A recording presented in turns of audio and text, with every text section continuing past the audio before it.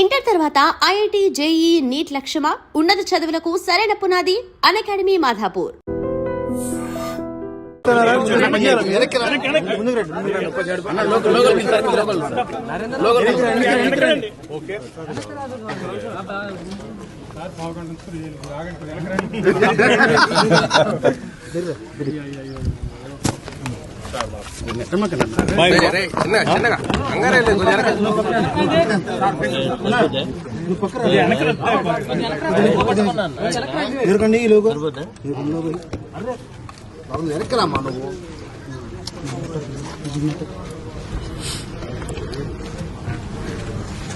Media మిత్రులందరికీ కూడా ముందుగా నా హృదయపూర్వకమైనటువంటి నమస్కారాలు. ఈరోజు రాష్ట్ర వ్యాప్తంగా జరుగుతున్నటువంటి మున్సిపాలిటీ ఎన్నికలకు సంబంధించి ఇది ఒక ప్రజాస్వామ్య పండుగ. విఘ్నులైనటువంటి తెలంగాణ ఓటర్ మహాశయులందరూ కూడా నేను ఒకటే విజ్ఞప్తి చేస్తా ఉన్నాను. ఈరోజు తెలంగాణ రాష్ట్రంలో ప్రజాప్రభుత్వం ఏర్పడిన తర్వాత పట్టణ ప్రాంతాల్లో తీసుకొస్తున్నటువంటి అనేక రకాలైనటువంటి మౌలిక వసతుల అభివృద్ధిని దృష్టిలో పెట్టుకుని కాంగ్రెస్ ప్రభుత్వాన్ని, ప్రజాప్రభుత్వాన్ని ఆశీర్వదించవలసిందిగా, కాంగ్రెస్ పార్టీ అభ్యర్థులుగా పోటీ చేస్తున్నటువంటి వాళ్ళందరూ చేతి గుర్తుపైన పోటీ చేస్తున్నటువంటి కార్పొరేటర్స్ అందరినీ కూడా మీ అమూల్యమైనటువంటి ఓటు వేసి గెలిపించవలసిందిగా నేను విజ్ఞప్తి చేస్తా ఉన్నాను. ఈ రాష్ట్రం, ఈ రాష్ట్ర ప్రభుత్వం రెండూ కూడా ప్రపంచంతో పోటీ పడటం కోసం ప్రయత్నం చేస్తా ఉన్నాం.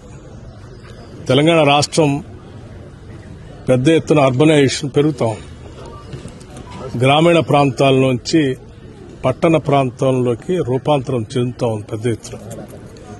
ఈ అర్బనైజేషన్ పెరుగుతున్నటువంటి క్రమంలో గ్లోబలైజేషన్ దృష్టిలో పెట్టుకుని ఈ ప్రపంచంతో పోటీ పడటానికి కావలసినటువంటి మౌలిక వసతులన్నింటినీ కూడా ఒక ప్రణాళికాబద్దంగా ఈరోజు రాష్ట్ర ప్రభుత్వం క్యూర్, ప్యూర్, రేర్ అని, అంటే core urban reason economy, peri urban reason economy, rural agriculture economy, దాన్ని దృష్టిలో పెట్టుకుని అనేక రకాలైనటువంటి ప్రణాళికలు తయారు చేసుకుంటూ 2047 కల్లా ఒక మన తెలంగాణ విజన్ డాక్యుమెంట్ మేము రిలీజ్ చేయడం కూడా జరిగింది.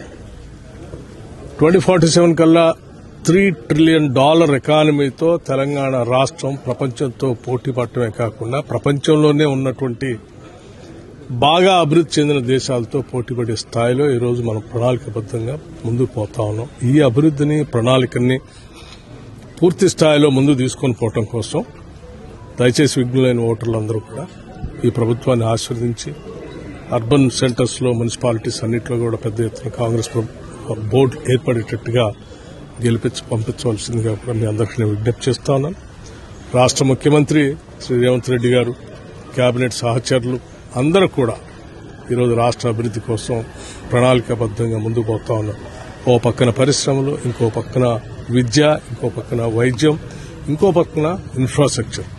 ఈ 4 మేలు కలిగితో అర్బనైజేషన్ ని మనం సమర్థవంతంగా ఇప్పటి నుంచి ఆలోచనాబద్దంగా ప్రణాళిక తయారు చేసుకోకపోతే భవిష్యత్తులో చాలా ఇబ్బంది పడతాం. ఉదాహరణకి ఎయిర్ పొల్యూషన్ ఇండెక్స్ తీసుకుంటే ఢిల్లీ లాంటి మహానగరాల్లో, ఢిల్లీ, బాంబే, కలకత్తా, బెంగళూరు, చెన్నై అర్బనైజేషన్ ని మనం సమర్థవంతంగా ఇప్పటి నుంచి ఆలోచనాబద్దంగా ప్రణాళిక తయారు చేసుకోకపోతే భవిష్యత్తులో చాలా ఇబ్బంది పడతాం. ఉదాహరణకి ఎయిర్ పొల్యూషన్ ఇండెక్స్ తీసుకుంటే ఢిల్లీ లాంటి మహానగరాల్లో, ఢిల్లీ, బాంబే, కలకత్తా, బెంగళూరు, చెన్నై లాంటి మహానగరాల్లో ఈ ఎయిర్ పొల్యూషన్ ఇండెక్స్ 100 పైన దాటి చాలా ప్రమాదకరంగా మారుతుంది. కొన్ని చోట్ల అయితే 250 కూడా దాటింది.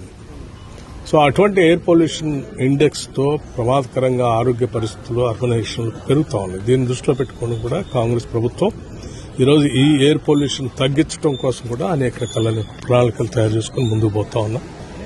చాలా చోట్ల పొల్యూషన్ తగ్గించడానికి బ్యాటరీతో నడిచేటువంటి వాహనాలని ప్రోత్సహించడానికి రాష్ట్ర ప్రభుత్వం ఆదాయం కోల్పోతున్నప్పుడు కూడా రిజిస్ట్రేషన్ లో చాలా రాయితీలు ఇచ్చి, సబ్సిడీలు ఇచ్చి ఈ బ్యాటరీ బేస్డ్ వెహికల్స్ కొనడానికి ప్రయత్నం చేస్తా ఉన్నాం. పూర్తిగా దాన్ని ప్రోత్సహిస్తా ఉన్నాం. అలాగే ఇతరత్ర ఈ పొల్యూషన్ సంబంధించినటువంటి పరిశ్రమలు కూడా ఈ పొల్యూషన్ కాజ్ అయ్యేటువంటి పరిసర ప్రాంతాల్లో లేకుండా దూరంగా పెట్టి దానికి కావాల్సినటువంటి ఎస్టీపీలు అట్లాగే ఎయిర్ పొల్యూషన్ సంబంధించినటువంటి మిగతా ఇతరత్ర పరికరాలు అన్నింటినీ కూడా పెట్టి ముందుకు తీసుకోబోతున్నాం. ఆయా పట్టణాల్లో ఉన్నటువంటి చెరువులన్నింటినీ కూడా శుద్ధి చేసి అభివృద్ధి చేసి ప్రజలకి భవిష్యత్ తరాల వాళ్ళకి అందించాలనేటువంటి ఆలోచన కూడా చాలా పకడ్బందీగా చేస్తాం. ఎక్కడెక్కడైతే ఆక్యుపేషన్ గురైనటువంటి రోడ్లు, రహదారులు, పార్కులు, చెరువులు వీటన్నిటిని కూడా ఆక్రమించుకున్నటువంటి ఆక్రమణదారుల చెర నుంచి విడిపించి ఆయా మున్సిపాలిటీస్కి, ఆయా పట్టణాలకి మళ్లీ తిరిగి పునరుద్ధరించి వాళ్ళందరికీ అందించే కార్యక్రమం కూడా చేస్తా ఉన్నాం. విద్యుత్ శక్తికి సంబంధించి ఒక్క నిమిషం కూడా ఎక్కడ ఆటంకం లేకుండా విద్యుత్తును అందిస్తా ఉన్నాం. అర్హత ఉన్నటువంటి వాళ్ళందరికీ సన్న బియ్యం పెద్ద ఎత్తున ప్రతి మనిషికి 6 కేజీల లెక్క అందిస్తా ఉన్నాం. 200 యూనిట్లు కరెంటు వాడకందారులందరికీ కూడా ఉచితంగా అందించే కార్యక్రమం చేస్తున్నాం.